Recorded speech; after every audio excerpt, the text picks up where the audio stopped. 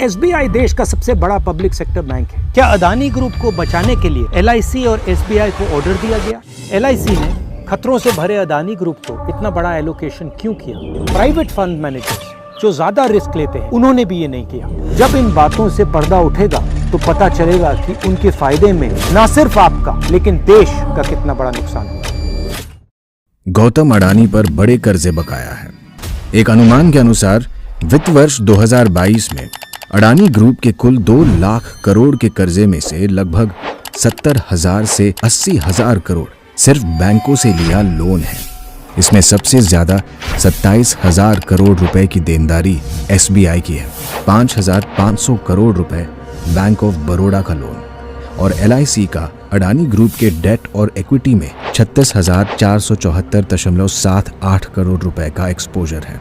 मित्रकाल में उठाए इस कदम ने अब आम भारतीयों के भविष्य को जोखिम में डाल दिया है।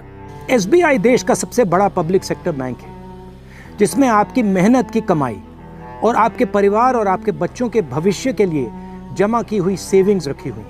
अब सवाल ये उठता है कि इन बैंकों में रखे हुए पैसे जो आपके पैसे हैं उनको खतरे में कौन डाल रहा है? अदानी ग्रुप को सहायता देने के लिए और नुकसान से बचाने के लिए एलआईसी और एसबीआई से जबरदस्ती इन्वेस्ट करवाया जा रहा है।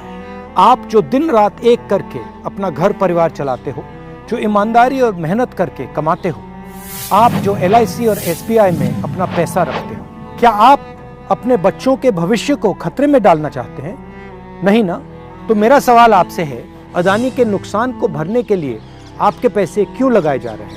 दिसंबर की शुरुआत में 3 प्रमुख ग्लोबल फाइनेंशियल इंस्टीट्यूशंस ने एसबीआई को ऑस्ट्रेलिया में अडानी ग्रुप की कंट्रोवर्शियल कारमाइकल कोल माइन के लिए लोन देने के खिलाफ चेतावनी दी थी।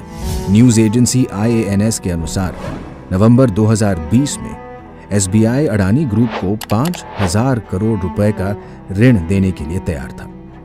इतना ही नहीं, साल 2014 में अडानी और उस वक्त की एसबीआई चीफ के बीच एक MOU पर हस्ताक्षर भी किए गए थे। एसबीआई के चीफ आपके पैसे को सुरक्षित कर रहे हैं या फिर अदानी के बिजनेस को? भारत की सबसे बड़ी सार्वजनिक बीमा कंपनी एलआईसी का अडानी समूह में पूरे बीमा इंडस्ट्री के कुल निवेश का 98% से अधिक हिस्सा है। एलआईसी ने खतरों से भरे अदानी ग्रुप को इतना बड़ा एलोकेशन क्यों किया? प्राइवेट फंड मैनेजर्स जो ज्यादा रिस्क लेते हैं उन्होंने भी ये नहीं किया।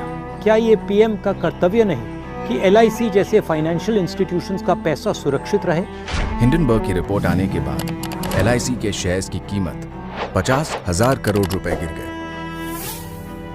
क्या पीएम 24 जनवरी 2023 के बाद अदानी में निवेश से एलआईसी को हुए असली नुकसान की सच्चाई बताएंगे?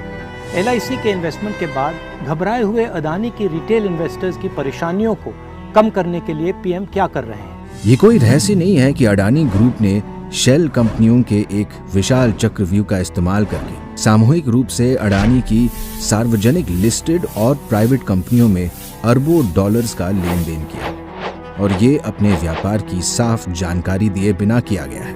अदानी ग्रुप के खिलाफ फ्रॉड, मनी लॉन्ड्रिंग, शेल कंपनियों का उपयोग करने के आरोप लंबे समय से लगते आ रहे हैं। 4 इन्वेस्टिगेशंस हुए हैं, इनमें से एक सेबी ने किया। इन शेल कंपनियों के पीछे कौन है? जब मार्केट में अदानी ग्रुप की शेयर की कीमत उनके इशू वैल्यू से भी नीचे गिर रही थी, फिर भी एलआईसी और एसबीआई ने एफपीओ में पैसा निवेश किया। क्या अदानी ग्रुप को बचाने के लिए एलआईसी और एसबीआई को ऑर्डर दिया गया? किसके कहने? जरा सोचिए, इन कंपनियों में लगा सारा पैसा आपकी मेहनत की कमाई है। ये कंपनियां डूबी तो आपका पैसा भी डूबा, यानी अडानी नहीं, यहां आपका पैसा दांव पर लगा है। सत्ता में बैठे लोगों को आखिर किसने ये अधिकार दिया? हम इसका जवाब लेकर रहेंगे। जब इन बातों से पर्दा उठेगा तो पता चलेगा कि उनके फायदे में न सिर्फ आपका लेकिन देश का कितना बड़ा नुकसान हुआ है।